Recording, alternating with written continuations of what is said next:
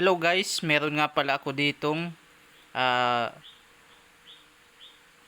Psychosia Pocket Timer Watch. At ang issue nga nito guys, umistik siya at hindi umiikot yung mechanical. Kaya troubleshoot natin ito guys. At gawa pa nga ito ng Psychosia. Matagal na guys.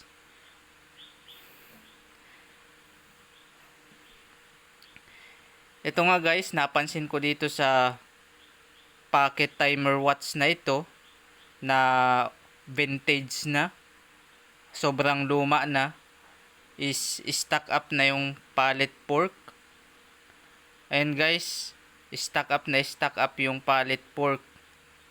Pagtanggal natin ng pallet fork, kung mapapansin nyo kanina, nag-release bigla yung machine.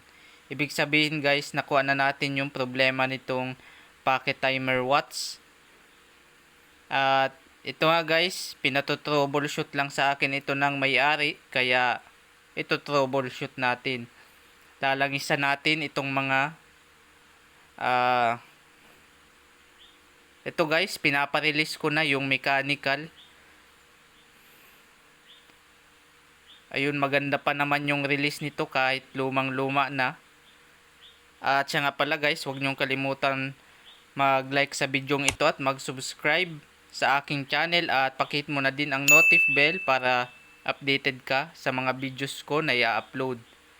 Ito nga guys, para maging smooth ulit yung pag-andar nitong pocket timer watch, nilinisan ko yung ginugulungan ng o nilalaruan ng pallet fork. At nilangisan ko din yan guys para smooth yung takbo.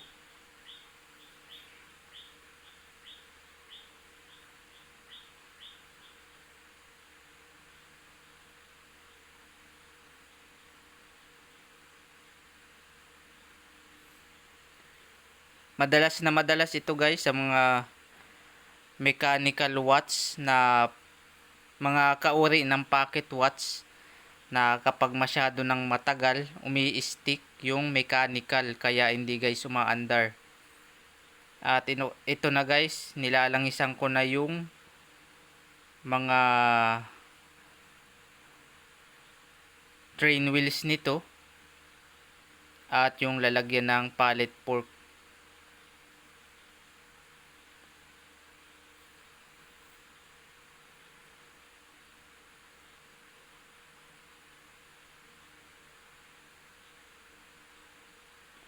At then guys, pina-release ko pa ito uli para sigurado na tuloy-tuloy yung kanyang pag-function. Ito guys, Psychosia Pocket Timer Watch.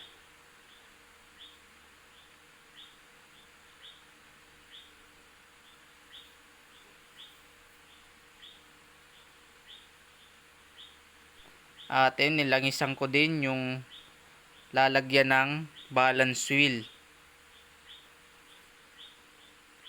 Ito guys, mga shafting ng mga ganitong pocket watch,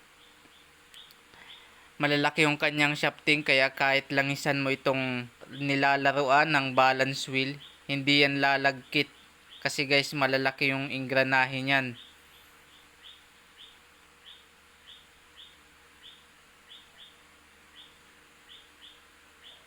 And guys, lagay na natin itong pallet fork.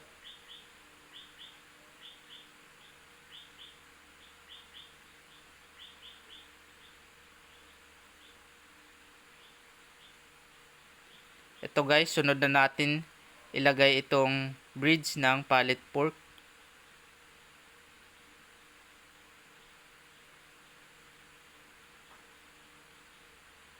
And guys, naglalaro na ng maayos o nagpapangsyon na ng maayos yung pallet fork kasi guys nalinisan at nalangisan.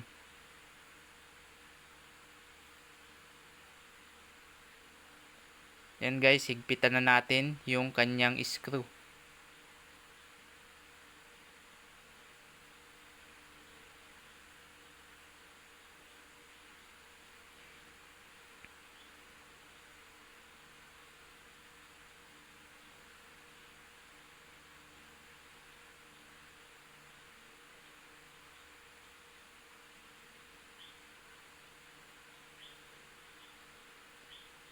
Ayun guys, syempre pakakabit ko ng pallet fork.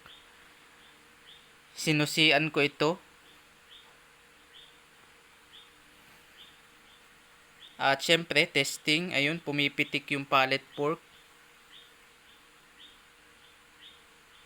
Siguradong magpapangsyon itong makina guys.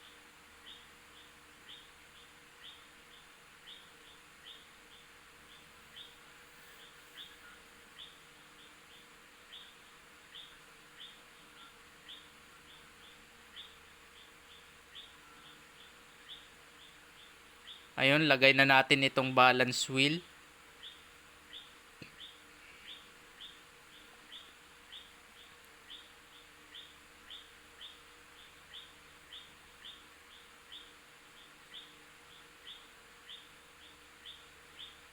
Ayun guys, medyo maingat lang tayo sa paglalagay nito kasi pag nasira itong balance wheel, paniguradong wala na tayong makukuhang ganitong pyesa.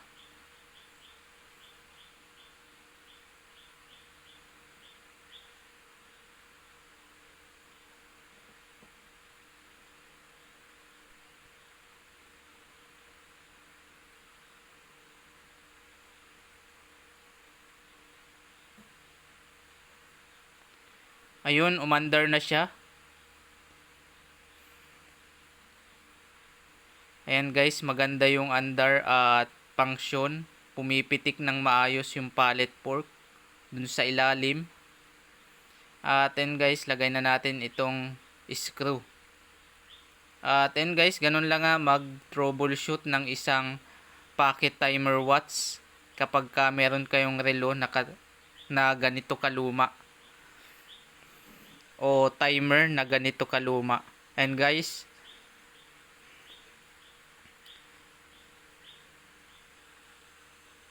ayun guys, salamat sa panonood at sana nag-subscribe ka na din sa aking channel.